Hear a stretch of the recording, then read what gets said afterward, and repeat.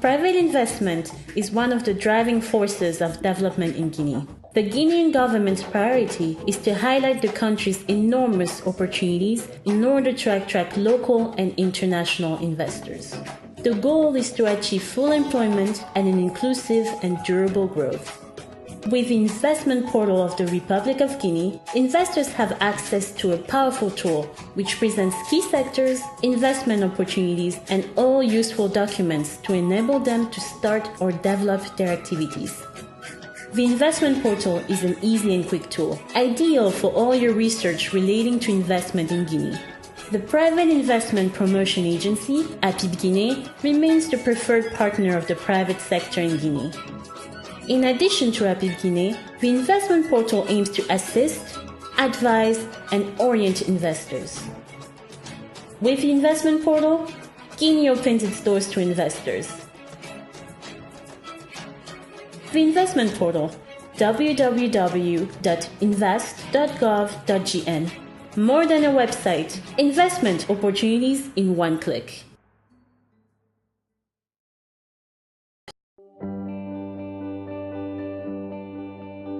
After its independence in 1958, Guinea, a West African country populated by 11 million inhabitants, had everything to become one of the major economic actors of Africa.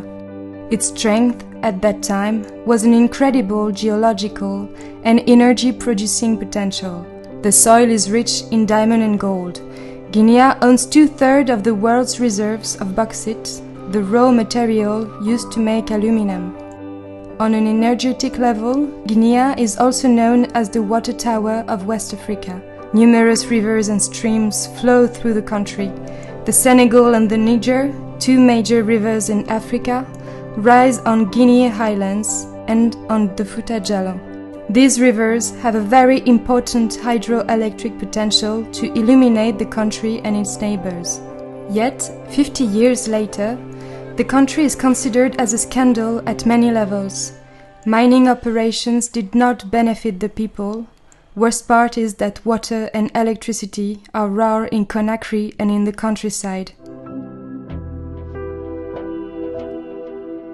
In 2010, when Professor Alpha Condé has been elected, the establishment of the Third Republic put an end to the military power and gave the go signal to finally place the country on the track of development. As of 2011, the new president of the Republic and his government undertook many reforms in the economic and mining sectors.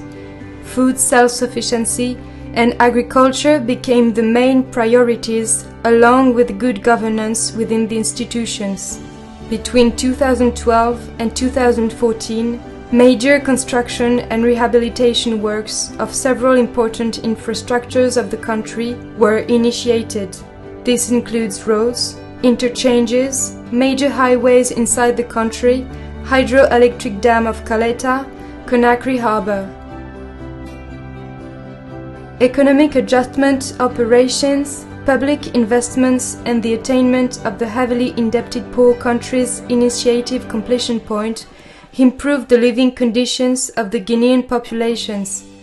The diplomatic offensive of Professor Alpha Condé also allowed Guinea to re-establish its credibility on the international stage.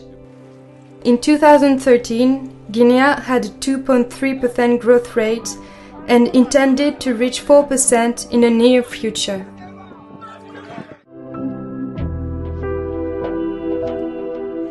In 2014, the Ebola outbreak tailed off the economic recovery initiated in 2011.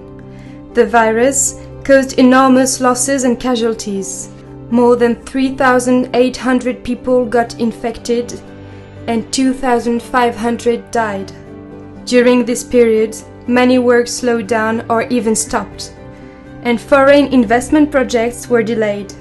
Guinea found itself isolated, as well as its neighboring countries, Sierra Leone and Liberia, who were also affected by this epidemic.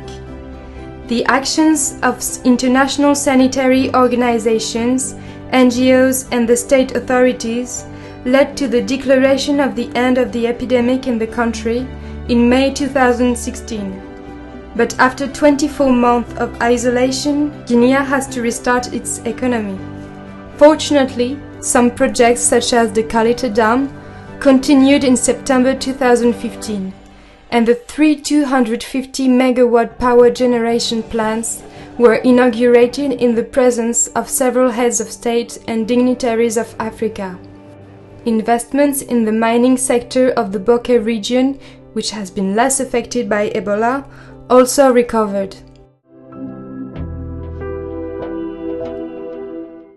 Today, Guinea has started afresh, and despite the slow return of investments on the international raw materials market, the economy has taken the path of recovery. Though the economic effects are not felt yet in Guinea, growth is expected to reach 5.2% by the end of 2016.